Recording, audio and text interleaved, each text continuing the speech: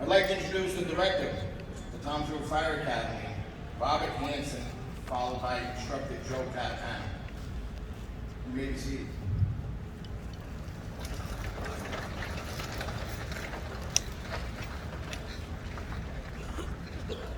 Thank you, Rich, and welcome to everyone. This, I guess, is the sixth graduation I've had since I've been the director, and this tops all. It's just a pleasure to be here. Now, I have to warn you that I tend to get emotional at these things, so I may wind up as a blubbering mess out here behind the podium, but I'll try to do my best. One of the best things about getting up here and being able to speak for a little bit is to welcome and recognize everyone who has made this day possible. First, I would really like to thank Rabbi Rothberg for attending and for starting the ceremony off. And I would also like to recognize and thank Father Paul Pappas, who will be with us and close the ceremony. I'd like to also start off by thanking some of the people who make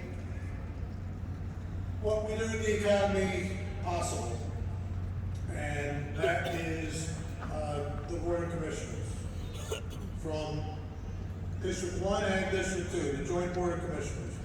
And if you just stand up when I announce your name, so everybody can see who makes all this possible.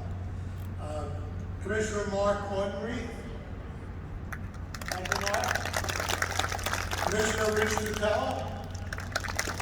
Thank you, sir. Commissioner Len Minkler. Len and I go back longer than I would care to announce, but I was so happy to see that Len became a member of the board. Commissioner George Convery. Thank you, sir. A fellow Vietnam vet, so that will tell you something about how old we are. And Chief Administrator Brian Cabell. Brian pays all the bills. So if we owe you anything, don't blame me, blame him. District 2 Commissioners, Kevin Britton. Kevin's another guy who I go way back with. Commissioner Brian Gagan. Commissioner Jim Quillis. Thank you, Jim. And Commissioner Mike Wilson. Mike. And our Administrator in District 2, Tim Carson. And last but not least, Commissioner Craig Beerbaum. How can I forget Craig? Craig and I also go back about 40 years. So I'm sorry. He probably expects it of me. And we have the Thomasville Training Center staff, assistant or deputy director, John Novak, and chief instructor, Sam Seaman. And last but not least, along the fence there, because we didn't give chairs to sit in, is the instructional staff, part of the instructional staff. Those are the folks who come out every day, every night, and guide the recruits through the program. Those guys see more fire than probably the rest of us firefighters in Tom River, because they're out there sometimes 2 or 3 nights a week, stoking the fires in the burn rooms. So thank you all. We really appreciate it.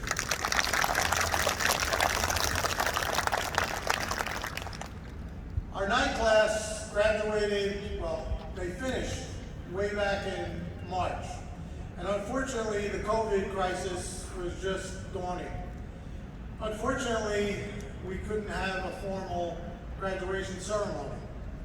We issued them their certificates. We were able to do their testing thanks to our friends at the Division of Fire Safety, and they were able to function as firefighters from the end of March on.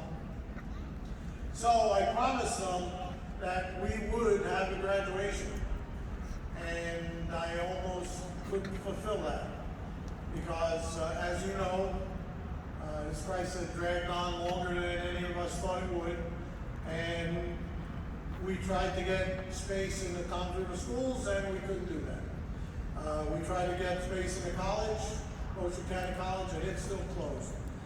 So I was ruminating about it with Steve Mulholland, the first assistant chief here in Lakewood, and the deputy director of Lakewood Fire District 1, and he suggested the BlueClaws. And here we are. Steve made the suggestion, made a contact for us, and we were on our way. And I would really like to thank Kevin Vensenmacher from the BlueClaws staff who made this all possible. And also not here, Kayla Riley, who did a lot of the footwork to get us in here. And to the rest of the BlueClaws staff that made this possible. We also have in the group here, Chief John Yar. Chief Yar is, I'm sorry, I misspoke, Captain Yar. I'm looking ahead. Captain Yar came over and helped us out with a couple of things that a lot of firefighters haven't seen in a long time. One of them being a bagger ladder. And our recruits were able to learn how to put it up, and on the day that Chief Gorman called Ladder Palooza, they actually put it up by themselves, as well as some other skills that they learned. And he was assisted by Chief Mulholland, and we really thank them for coming over and helping us out.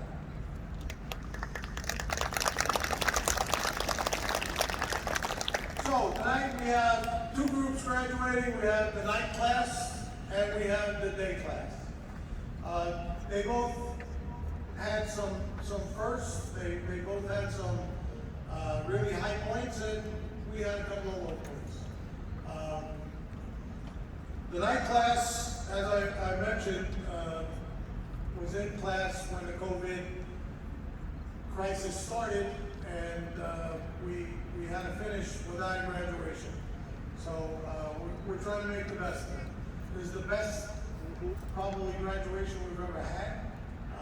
It's the nicest facility we've ever been in, and hopefully we'll do it again someday. The day class had a bunch of firsts. And the night class, the coordinator was Drill Master Joe Catapano. Joe's trying to make himself in there, but he'll be up here in a couple minutes. And he was assisted by many of the instructors. The day class, again, we had some firsts. It was the first time that Chief Rich Gorman was the coordinator of a class in Toms River. And he did a great job, and we appreciate it.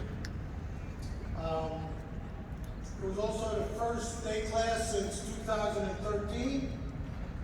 It's the first time that we've had career firefighters in one of our classes, to the best of anyone's memory. And we had 2 firefighters from the Lakewood Fire Department. And we are really proud of our affiliation their expansion. Very dynamic department, and we're working hand in hand to get them where they're going. So, congratulations. The two firefighters from Lakewood were sworn in tonight, by the way, just before they started. We also have a first, and I spoke to him before we had this graduation to make sure I wasn't going to offend him. We have the oldest graduate of the Tom Brewer Fire Academy, the oldest graduate we've ever had. That would be David Lenchner. And believe it or not, he's 65 years old. Did I get his hands up, Dave?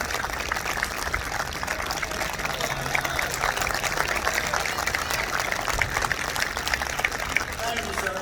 He is from Station 30, and the young guys had to run for their money with Dave out in the field. He said he was concerned that people would think that he didn't have to do what everybody else did. And not only did he do everything that everybody else did, he excelled. And he set the bar pretty high. And we appreciate that. So that was the first. On the day before the class ended, we had another first. We had a working fire over in Pleasant Plains. During the day, sometimes we're a little light on our response. So 6 of our instructors manned the training center fire apparatus and responded to that call. And this was after spending about 3 hours on live burns with the students on all 3 floors. So the instructors were running up and down 3 floors, assisting the students with their burn, and then backed up onto the engine and responded to that fire, and I think was second due. So they actually performed a lot of the skills that they had just finished teaching the students. So there was a bunch of firsts. And I just want to congratulate all the students. It was very hot. We had a stretch of 90-degree days, and it wasn't easy for them or the instructors. The instructors really watched out for them. They made sure they took frequent breaks. They made sure they were hydrated, and we got through it with no injuries whatsoever.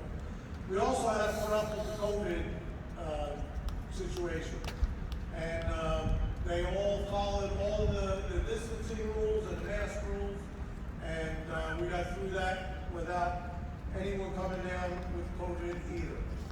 So we're happy about that. And I'm just going to conclude with a few words to our graduates and their families. This is just the start of what I hope is going to be a long career for all these graduates. And it's not easy. They all made a commitment when they put their names on their applications and joined the fire company. The night class went for 6 months. 2 nights and every other weekend for 6 months. If that's not a commitment, then I don't know what would be. And that not only affects them, but it affects you, their families. And it's not going to stop with this graduation. There are going to be a lot of missed meals. So get something that you can put in the oven to keep dinner warm for them. There are going to be a lot of times on holidays when they have to get up and run out. And they may be gone for 15 minutes, they may be gone for 5 hours. But that's what it's all about. And they put their lives on the line every time they roll out the door. We didn't stage all these sirens that are running back and forth here, but it's an appropriate background for what we're doing. Because your loved ones are going to be out there putting it all on the line. And like I said, it's a dangerous job. People get killed in this job. And hopefully, we've trained them to the point that they'll be very safe. But sometimes you can do everything right and do it all the way you're supposed to, and it still doesn't work out.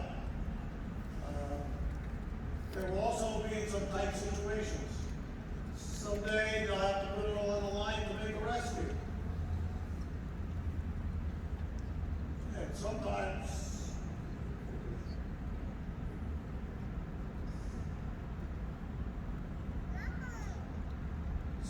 they'll put it on the line